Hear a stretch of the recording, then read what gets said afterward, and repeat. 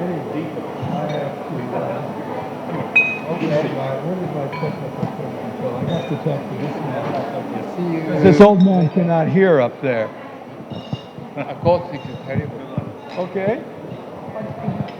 Are they having a session? Yeah, they are having a live session, but very quick. Smile, you're on camera. They are selected from 500 applicants around the Earth. Actually, next year we open to Moon and Mars as well. They come here with a strong desire to learn, but also to express themselves. They have amazed our audience with lots of beguiling ideas. Brief, they are the stars of the show today. Ladies and gentlemen, my name is Vũ Hải Đăng from the Diplomatic Academy of Vietnam, and I would like to introduce to you the young leaders of the International South China Sea Conference. Mr. Matheus Pereira from the Federal University of Rio de Janeiro, Brazil. Ms. Thea Me Aspe, University of the Philippines. Mr. Peter Chia, Royal University of Phnom Penh, Cambodia. And Mr. Vũ Hoàng Minh, Diplomatic Academy of Vietnam. In this live youth commentary session, we will have the opportunity to have a deeper conversation with them and to know them better. So first of all, I would like to have one question to each one of you. And the question is, what issues discussed at the South China Sea Conference today that you think is the clearest emerging trend in the maritime security in general and in the South China Sea in particular? So Mr. Matthias, would you like to answer it first?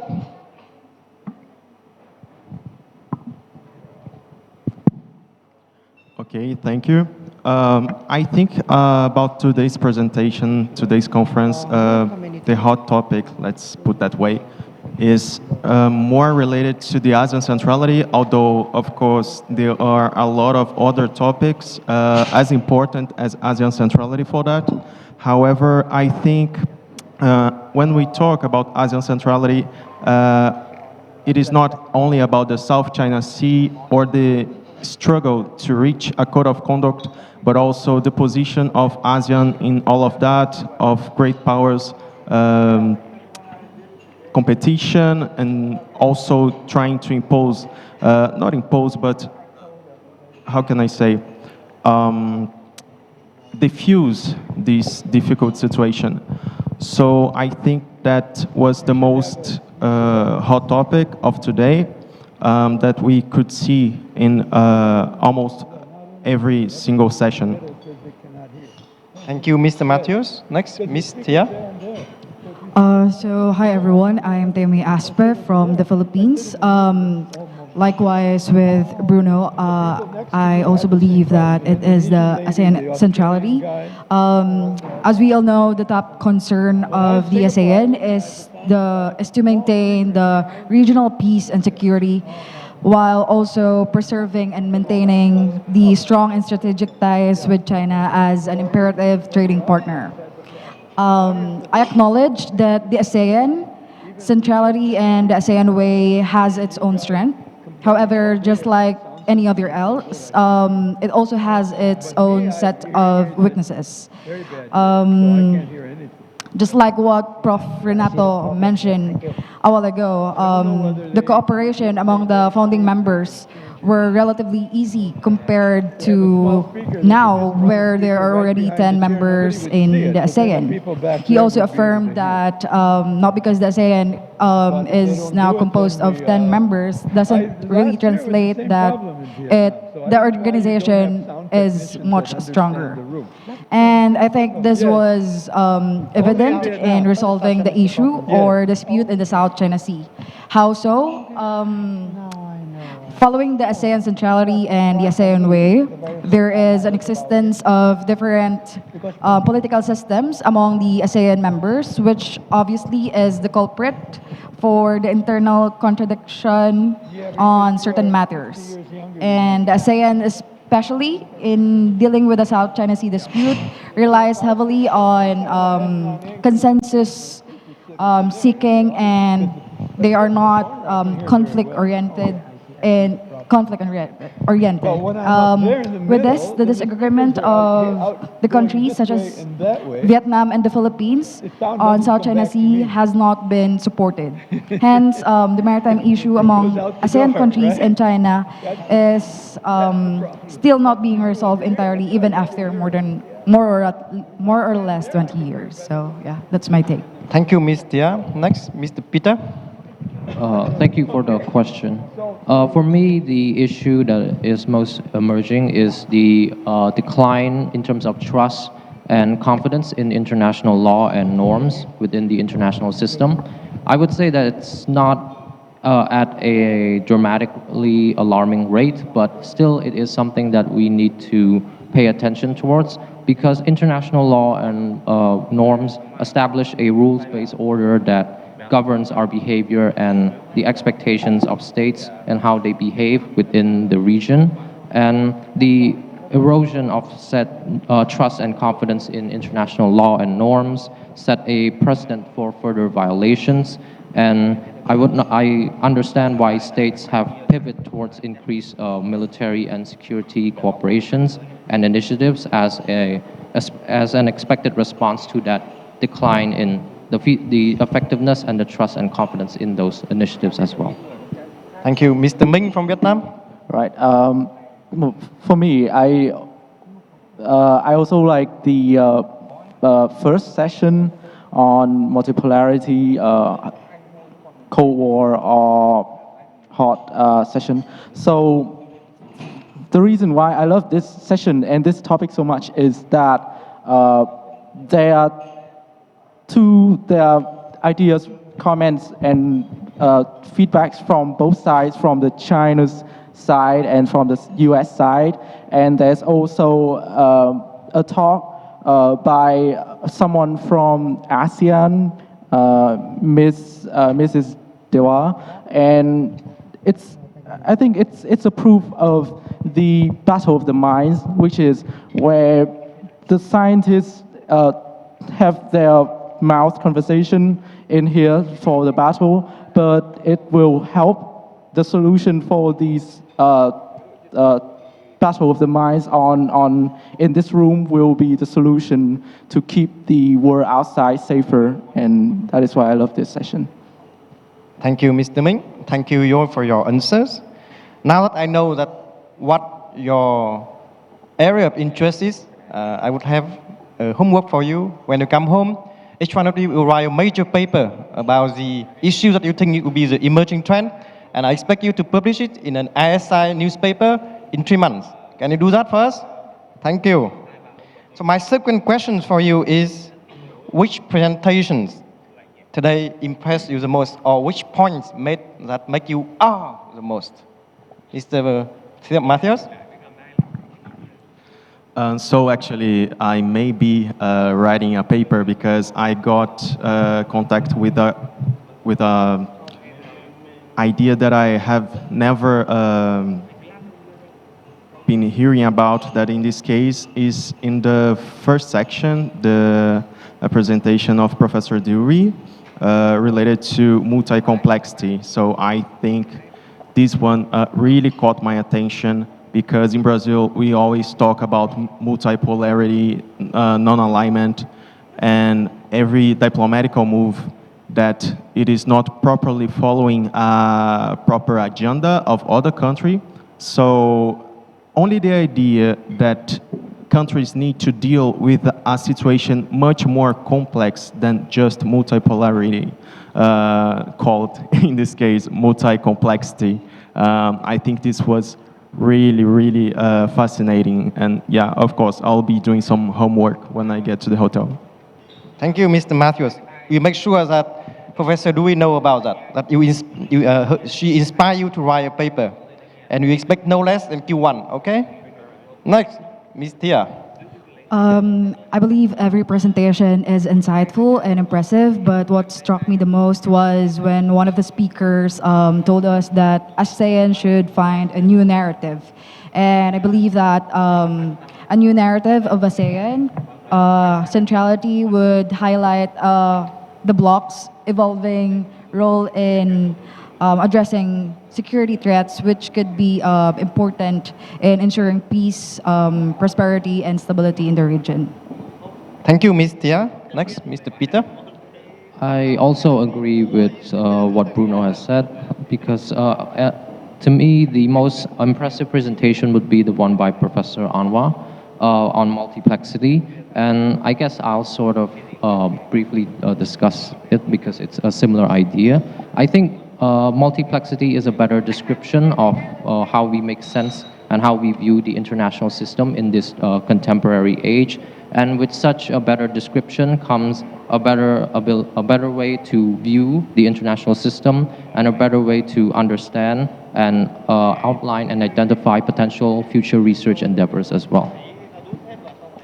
Thank you, Mr. Peter. Mr. Ming. Well, to me, the most impressive presentation is from Mr. Wu Shichun, the first one of this session one.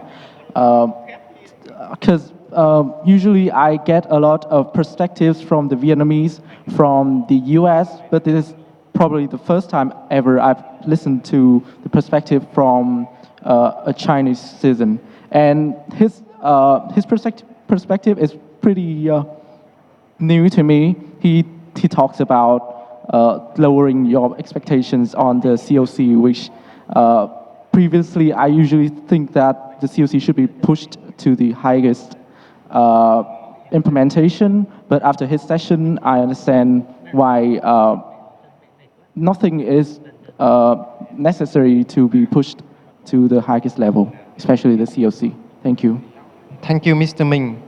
I'm very disappointed. I'm very sad that no one was impressed by my presentation today.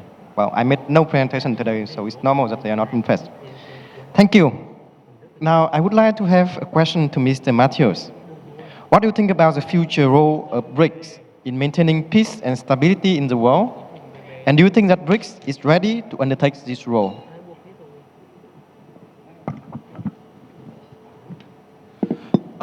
So, as I said it before, Brazil has a really, it is really into multipolarity. So, when we get into the BRICS, I don't think that we thought about leading an agenda or trying to put other countries to our gravitational area. So I think that BRICS is much more about gathering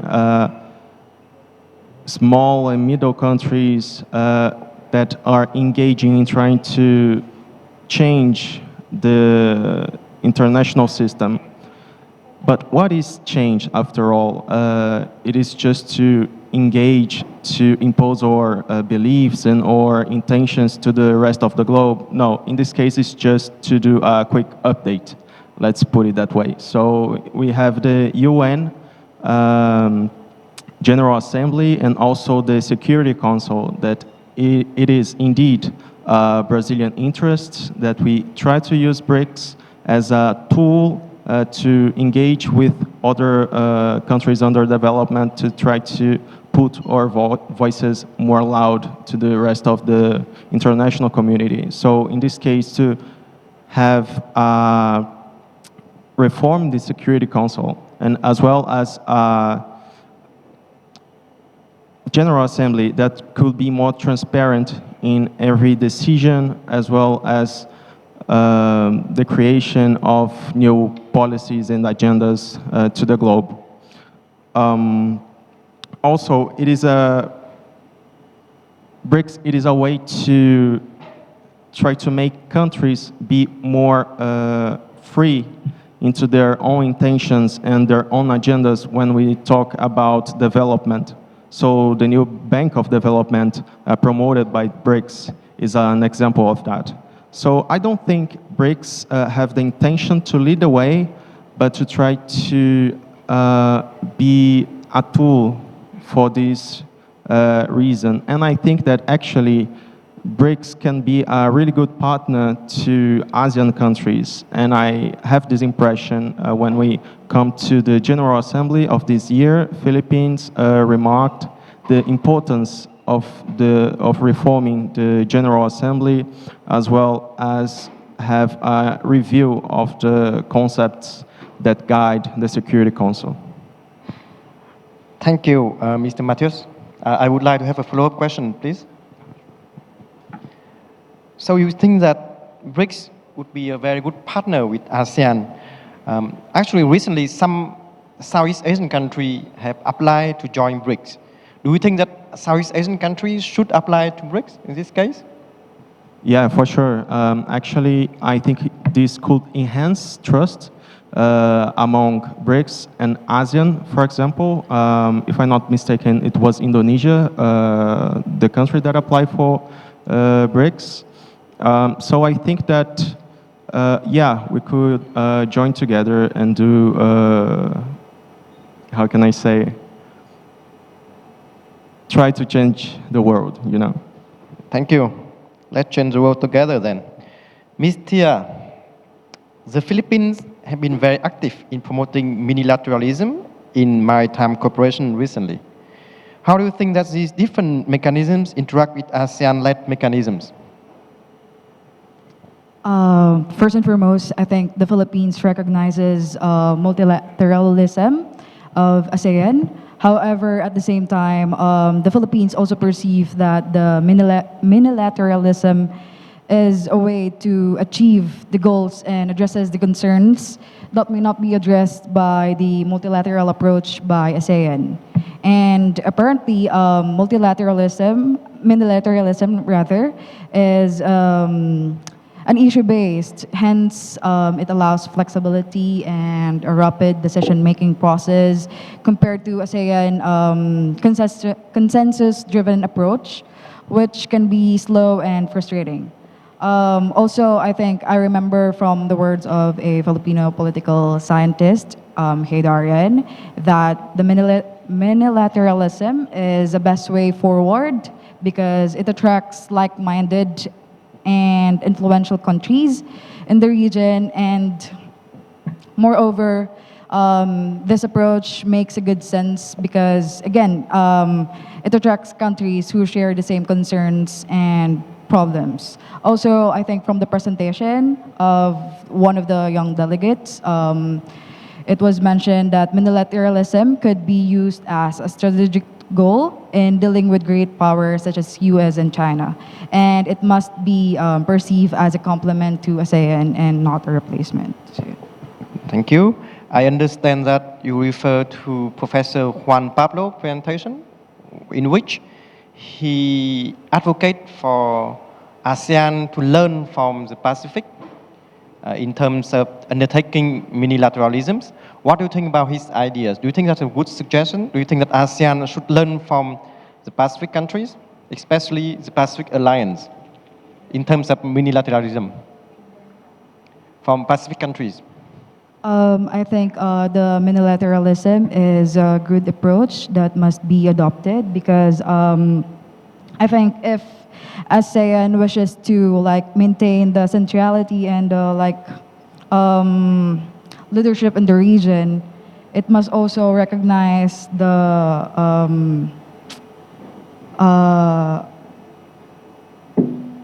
need for the multilateralism to be perceived to be effective, and that ASEAN should use it to push for a greater regional security approach mechanism. I don't know if I'm making sense, but yeah. Thank you, Ms. Tia. Mr. Peter, Cambodia has been the signing place for the Declaration of Conduct of Parties in the South China Sea, or the DOC, in 2002. Now that the negotiations for the COC seem to be dragging along, how do you think participating countries could do to advance the negotiations? So I'm going to preface this answer by saying that I am speaking as an outside observer with limited knowledge and insights on the actual negotiation process and the key informations and developments that are going on so far. And my answer is largely based on the initial draft of the COC that was published in the ICS Yusof Ishak Institute by Mr. Ian Story. So I'm basing my answer off of that. I think to advance the COC negotiations would be to rethink our approach to the negotiation itself. What I mean by this is that I would suggest that we split the negotiation process into two separate phases, as I have mentioned and discussed with my fellow young leaders. The first phase would be oriented towards discussing on guiding principles, objectives, as well as commitments on less controversial areas or more technical cooperation. Whereas the second phase would be concentrated towards more contentious issues that are still in discussions and heated debate. The rationale here is that the first phase would expect a less time in terms of the discussion and negotiation, and would see a faster completion and eventual ratification, rather than being held hostage by the more contentious issue if the negotiation process was one continuous process from start to finish. Of course, these two phases can be expected to produce two documents of the COC, but on to its eventual completion, both phase documents would be merged into one, and that would be my suggestion. Thank you, Mr. Peter, for the suggestion. Now, I know that you are not a fortune teller, but I will ask you to try to do some fortune telling. When do you think the COC negotiations can be completed? There are some countries that say that the COC negotiations could be completed by 2025. Do you think that would be reasonable? Do you think that would be an achievable target for ASEAN? It would be achievable, but the content might not be would not satisfy every party's interests and goals and benefits. But in my opinion, and I would say this is a rather pessimistic view, but I don't really see the COC completing any time soon. Even the agreed upon goal of 2026, I think this will be delayed for the foreseeable future, probably indefinitely, because China is intending to delay it as much as possible because of the apparent disagreement on whether the COC should be legally binding or not between the ASEAN member states. So that would be my answer. Thank you, Mr. Peter. I hope that I will see the COC negotiation achieved during my lifetime. For Mr. Vũ Hoàng Minh, Vietnam is one of the countries in the region that have been suffered the most from natural disasters, including both typhoons and drought. What Vietnam can do to promote regional cooperation in this area to increase the resilience of both Vietnam and the region in preparing for and mitigating the impacts of these extreme weather's weapon? That's a really hard question. Well, I think first let's talk about ASEAN. I think there are already many initiatives within ASEAN to help protect, to help mitigate the impact of climate crisis, such as they have working groups on how to deal with the problem, and there are many fundings. There are many. They have technicians to deal with that, but I think for Vietnam to promote this to help increase the cooperation, I think first Vietnam should raise the voice. It should spearhead any concern on climate crisis, because now I haven't seen any voices from Vietnam yet on this topic. So yeah, I think first Vietnam should try to prepare an agenda on this problem, on this climate crisis. It should be an entrepreneur in the narratives on solving climate crisis. And so how do we do this? I think there are many ways. First, Vietnam should be a bridge between internal and external partners between ASEAN and other countries from outside the region to help the transfer of technology to prepare for climate crisis. It could also, Vietnamese youth, especially Vietnamese youth, should, I think the Vietnamese youth have very many creative initiatives on how to protect the environment. So Vietnam should also try to help these young entrepreneurs on how to promote their ideas to the region. And finally, I think we should keep on working in the working groups on the training for civilians and also for specialists on how to protect the environment, because protecting the environment can help with decreasing the amount of climate crisis happens. So, Thank you, Mr. Minh. Last, I would like to give everyone 1 minute to give any suggestion from your perspective how we can achieve a peaceful, stable, and prosperous South China Sea. Mr. Matthews, you first. 1 minute for that question is really difficult.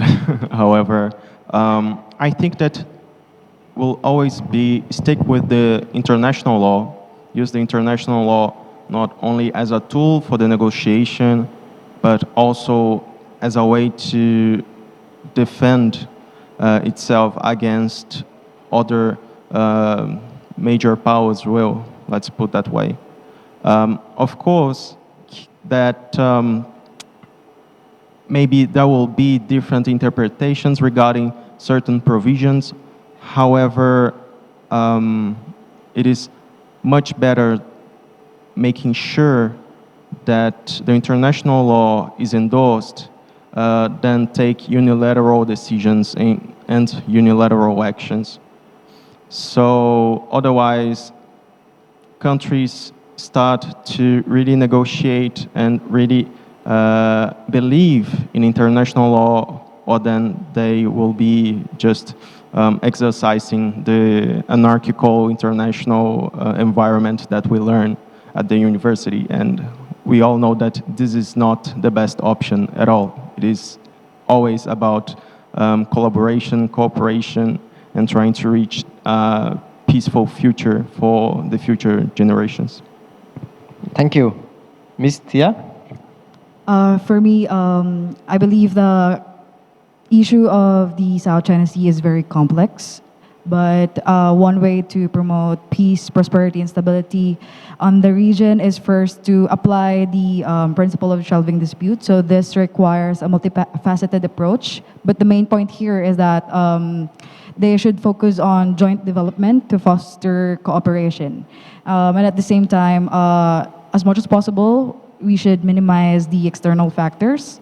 Third is review the ASEAN norms, such as the ASEAN centrality and the ASEAN way, because I believe that the ASEAN way and the ASEAN centrality is more of a hindrance to the development of the South China Sea, because ASEAN struggles a lot in a lot of aspects, especially in uniting at least half of its members.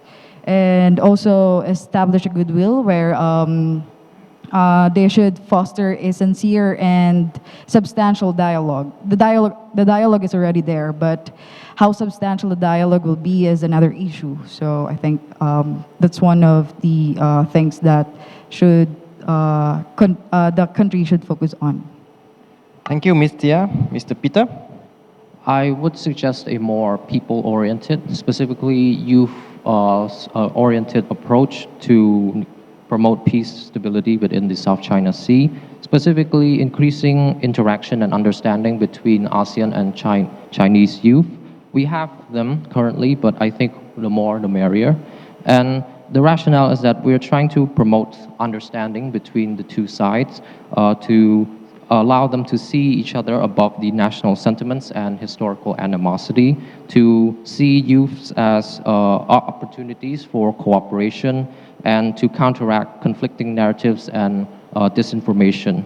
These opportunities increase the opportunities for them to interact and exchange and communicate. And it also matters on what type of interaction that they do as well. And in my opinion, the type of interaction would be for them to discuss and seek common grounds on common issues that they can cooperate on to create potential projects that can help their community and for later upscalement, as well as sustaining that interaction through active alumni networks. And lastly, to create an environment where youth can lead these sort of interactions on their own without complementing the existing framework of organizational-led youth activities. Thank you, Mr. Peter. Mr. Ming? I also think that ASEAN members and China as well should cooperate together for, with the increase of cooperation, the amount of time for fighting will be less. But first, in order to cooperate, I think we should have we should share a common narrative on the South China Sea first. So what I think we should do is that ASEAN and China should try to form a common view on the South China Sea, a common picture on this. And there should be clarity between the member states on what is really happening on the sea. So maybe we can try to cooperate on a way to notice any significant movements happening on the sea. We should try to have a common awareness on this problem. And in order to do that, maybe, I have many ideas, but maybe we should work on the sharing of technology for situational awareness on the South China Sea. And so this is also an idea I took from Mr. Huang Anh on the earlier session, that is the use of AI and technology on situational awareness. And I think that is a really potential idea for how to achieve a peaceful and stable South China Sea. Thank you. Thank you, our young leaders, for your suggestions. It's time for us to end our session of live commentary. So to conclude, I would like to make a request to you. Please complete whatever studies you are in now quickly, and then join the academic world. We need you, the region needs you, and the world needs you. Thank you. Thank you.